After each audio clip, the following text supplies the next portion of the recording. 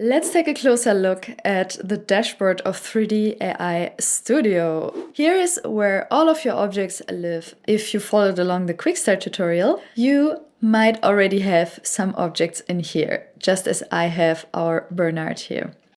This video is a paid partnership with 3D AI Studio.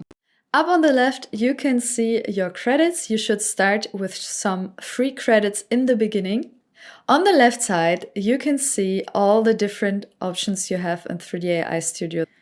So let's stay in the dashboard for a moment. So here you have all of your models.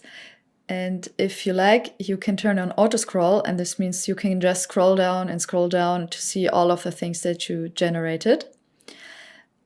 If you turn that off, you can navigate through the pages. You can also filter so that you can only see 3D models or only images or only videos or only the things that you favorited. You can also zoom in and zoom out. If you have lots and you want to get a quick overview, this can help. So right now you might not have a lot in here, but it doesn't matter. It will be more in the future, I'm sure. You can create a project so you can organize your files. And of course, I will create a project called Bernard and I will make it orange. So right now, there's nothing in here. There's just a suggestion on what to put in here. We can just drag and drop all the Bernard files in here. And as you can see, they're still visible in the main feed down here. But now we have an organized place, we might need to refresh it, where all our Bernards live and we can focus on them. That can be helpful if you want to organize your stuff a little bit better. The projects appear here at the top.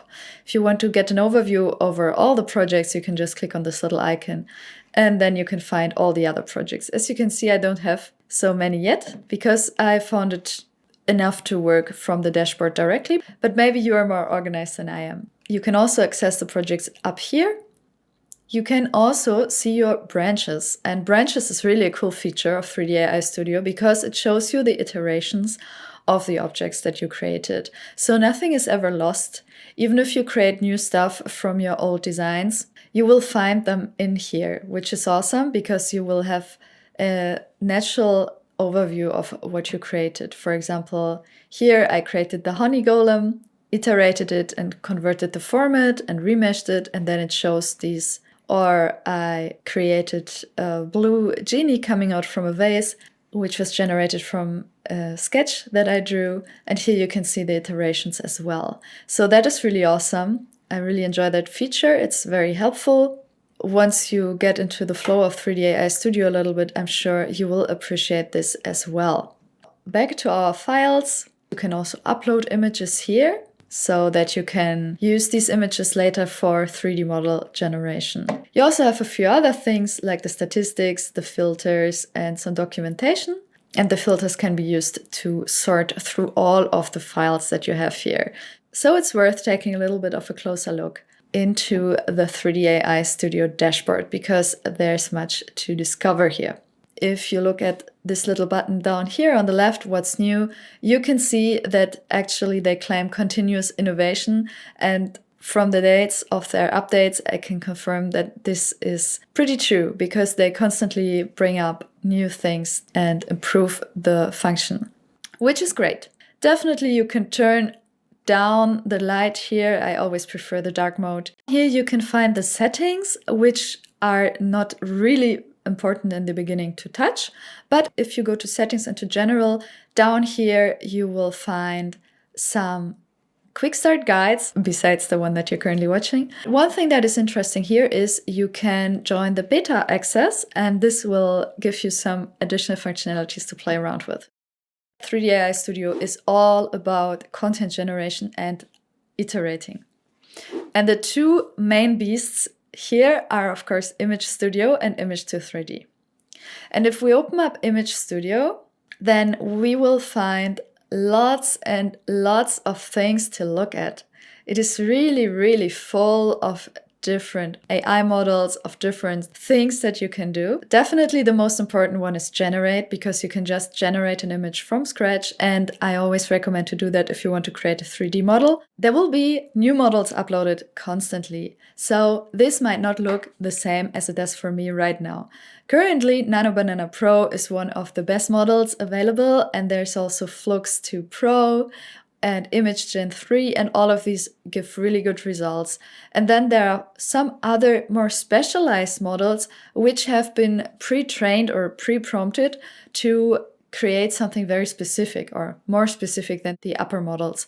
But in general, you can always just tell these generalized models what you want, even if it's something that looks like this. But if you have something very specific in mind, it might be worth just looking down here into these more specialized ones.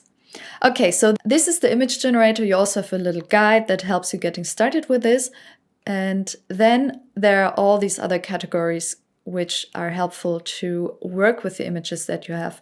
Let's move on to image to 3D. So here is where the magic happens, or more of the magic. First of all, you might remember from the dashboard, you can set a default project here. So if you have something specific in mind, you can start with a specific project, or you can continue in one that you already have. Also, you have the viewer settings here, which will be used for looking at your 3D model. And then on the right, you have lots of options to generate your 3D model, which we will look at in a later lesson, of course. You can choose different AI models. And also, which I find really helpful sometimes, if you press B, you can show and hide the sidebar, which gives you a lot more real estate here in the center, which I really like.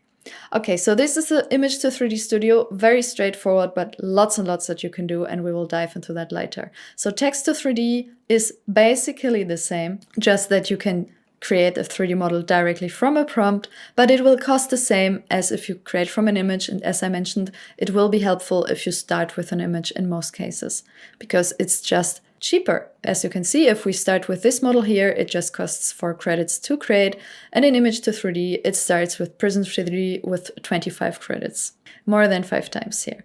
Okay, so then we have the texture generator, which is also an interesting feature where you can upload a 3D model and then give a text prompt or an image prompt and generate a new texture for your model.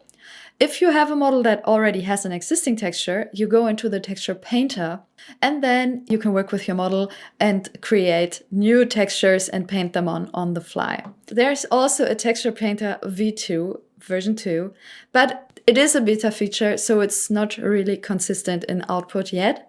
I couldn't really get it to work as I wanted, so I recommend staying in texture painter for now. We will get into Texture Painter in one of the later lessons in depth. There's the Learning Studio. The Learning Studio is awesome because it gives you some basic idea on how to work with 3D AI Studio, just as I am doing now. And there are some videos from other cool YouTubers and content creators, which are worthy to check out, definitely.